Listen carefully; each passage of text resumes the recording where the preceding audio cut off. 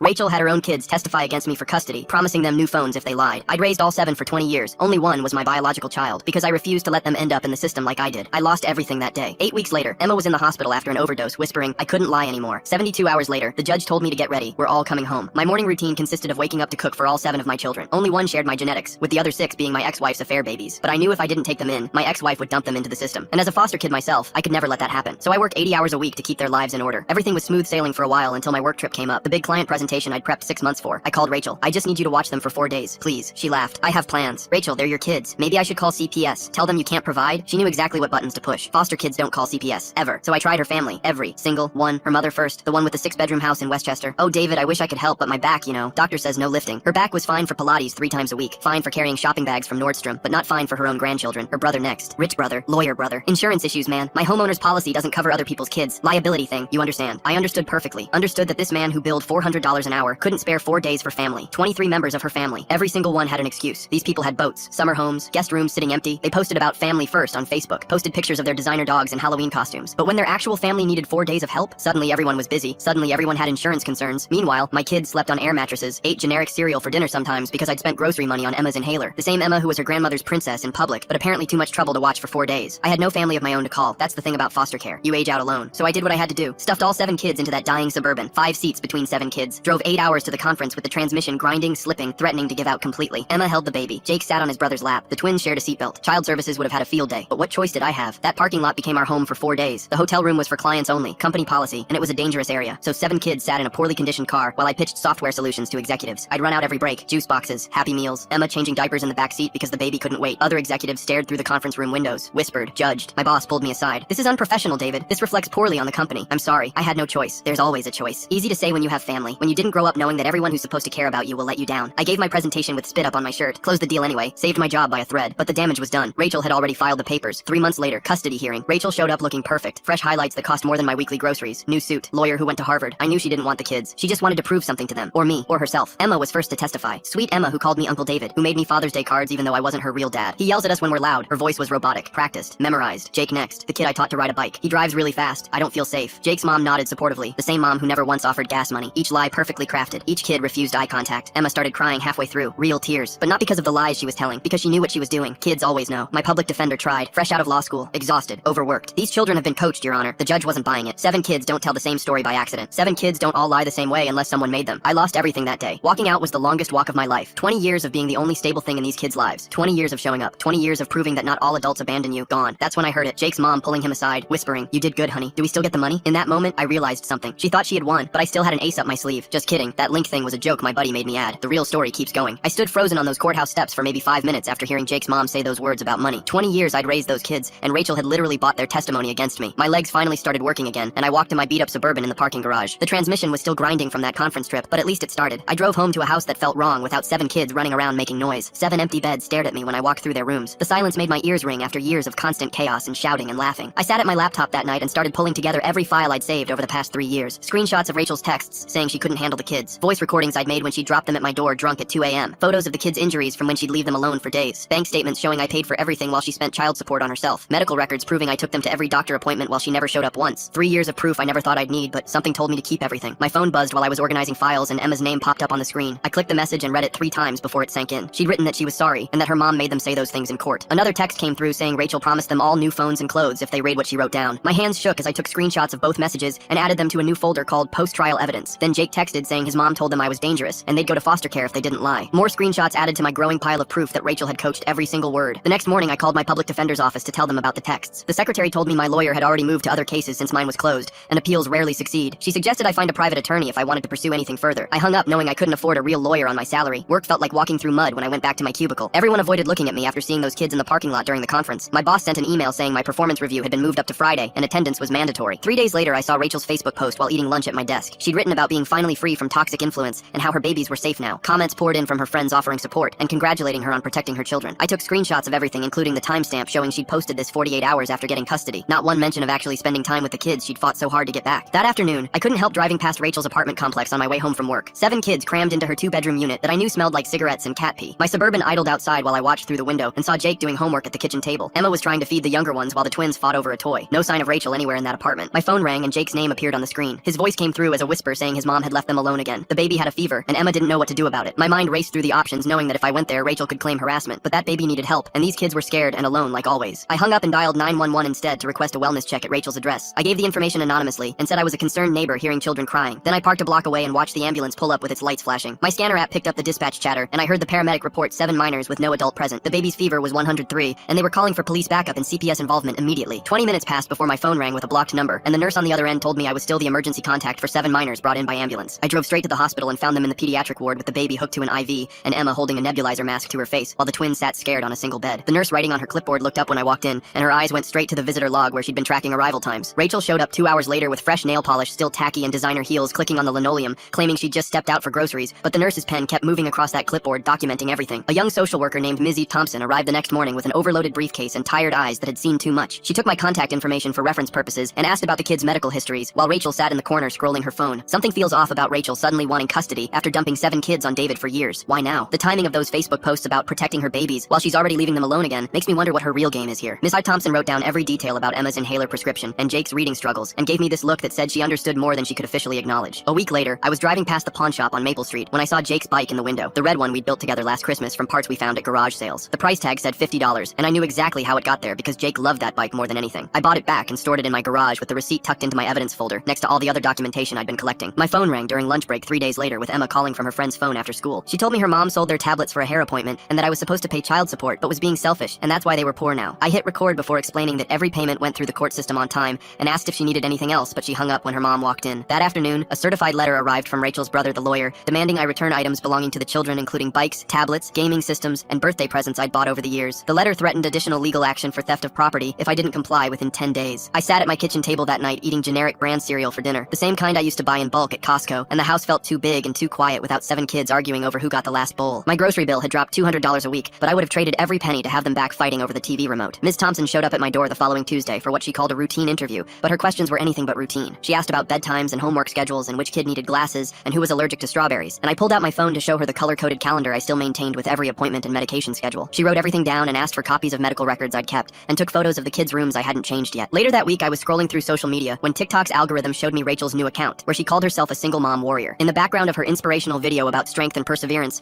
the kids were eating cereal for dinner on the floor, while she filmed herself crying about how hard life was. The comments praised her bravery and sent virtual hugs while I screen recorded every single video for my files. Emma's school email popped up on my phone during a meeting with the subject line, "Help," sent during her computer class. She wrote that her mom hadn't signed any permission slips, and she was missing the field trip, and everyone was going except her, and it was my fault they were poor, according to her mom. Attached was a photo she'd taken of an eviction notice taped to their apartment door dated 3 weeks ago. I pulled up the county court records on my laptop and found the eviction proceedings had started 2 months before our custody hearing. Rachel hadn't paid rent in 3 months, but had hidden it during court while living in that luxury apartment with the doorman and gym. The records showed she'd been served multiple times, but kept filing extensions claiming financial hardship while posting photos of her new designer purse on Instagram. The screenshot saved automatically to my phone just before Jake's name lit up my screen at 2 in the morning. My heart jumped seeing his number because the kids never called me anymore since the custody ruling 3 weeks ago. I grabbed the phone and heard crashing sounds, glass breaking, the baby screaming in that high-pitched way that meant real fear. Jake was whispering fast about mom's boyfriend being drunk and throwing things at the walls. I pulled on jeans while keeping him on the line, told him to lock himself and the younger kids in the bathroom. My hands shook putting the address into 911 while I ran to my car, giving the dispatcher every detail Jake whispered to me. The drive took 12 minutes but felt like hours with Jake describing furniture hitting walls